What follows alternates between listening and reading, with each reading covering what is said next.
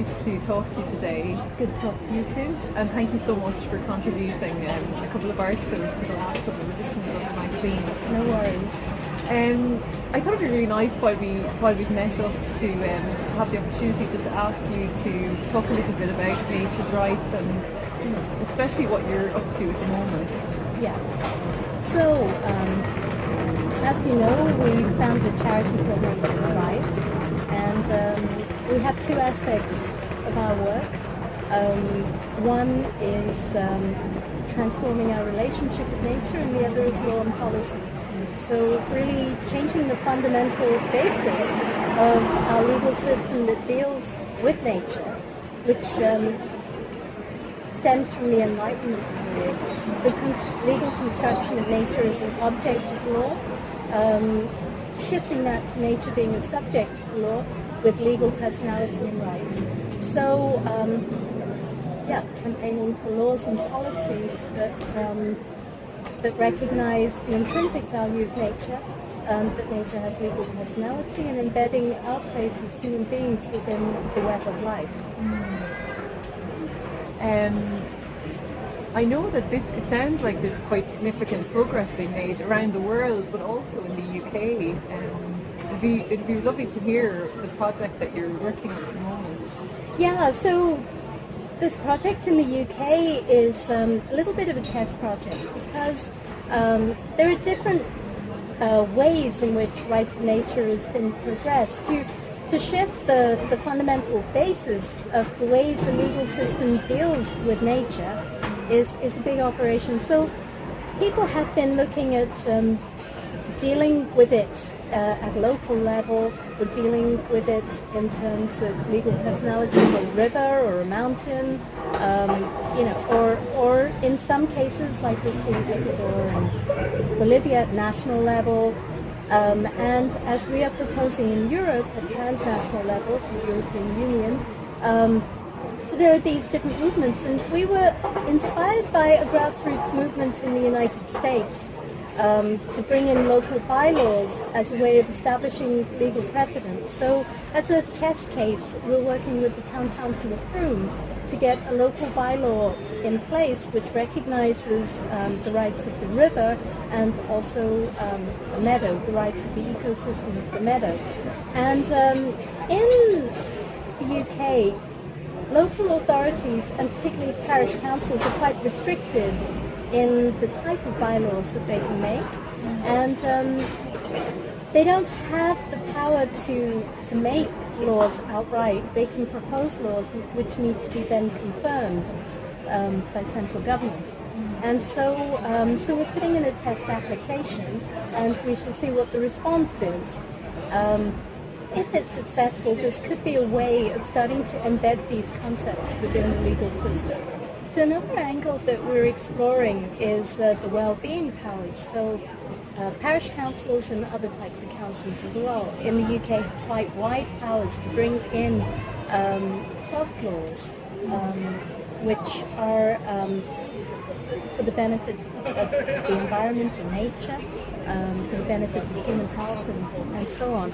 And so coupled with that, we're also exploring setting up certain areas as nature's rights zones. Now, one may think, well, all of nature is interconnected. What use is it if like one river has rights and, the next river doesn't? And, what if this field has rights and the field next to it is polluted? Surely it's one ecosystem and, the whole thing gets polluted anyway. It's an absolute nonsense. But this really is not, it's not just about how effective is it, getting rights for one piece of river or one meadow, how much pollution would that prevent? No, this is about seeding a change in the legal system that is so fundamental that it has the power to shift and transform all our systems. Now, the legal construction of nature as an object goes very much hand in hand with the economic system that we have. It relies on nature being an object under the law in order for nature to be used as a resource, as natural capital, and so on. And the same with the agricultural system. We have agriculture that poisons the land because nature is treated as an object. So if we were to transform the economic system and the agricultural system alone, let alone the transport system, the energy system, all of these, if you really think deeply, everything that we rely on for our well-being relies on nature. And it relies on us being able to exploit nature. And the legal construction of that is nature as an object. And whenever this has happened in history, it's a really archaic form of law because it was there in slavery. Even women were treated as objects under the law. So it's slavery, they were treated as objects. Indigenous people were treated as objects. It's always been with an exploitation in mind. It's never really been there to protect anything.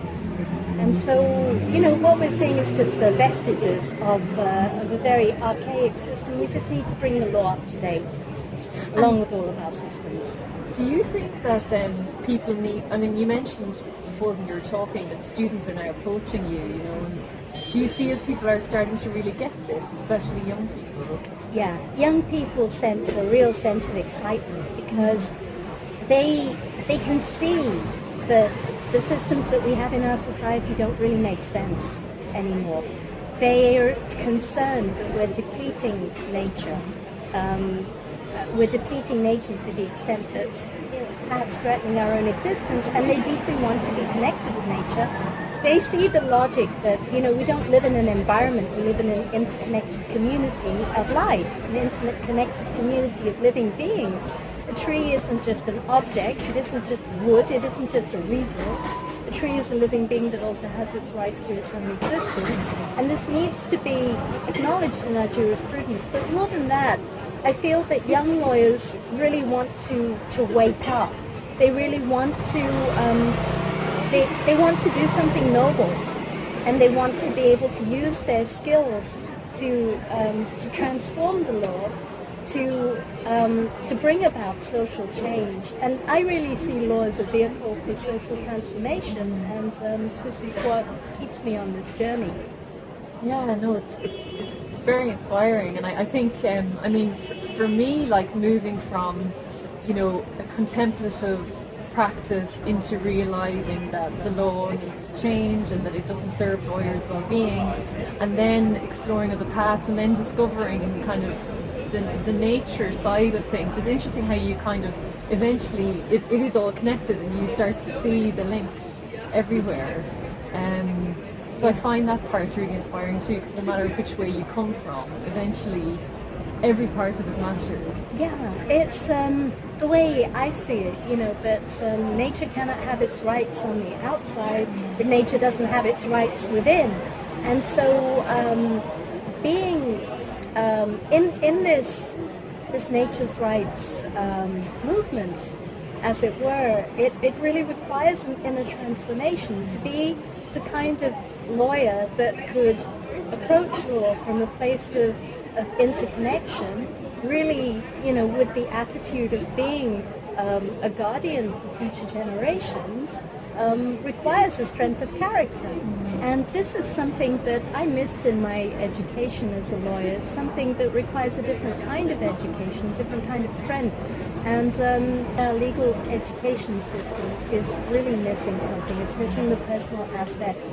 And by lawyers, or young lawyers, doing a different kind of training where they get really in touch with their own being, in touch with nature, in touch with their interconnectedness with all life, it makes a much greater potential for this person to be able to be a force for real change in the world.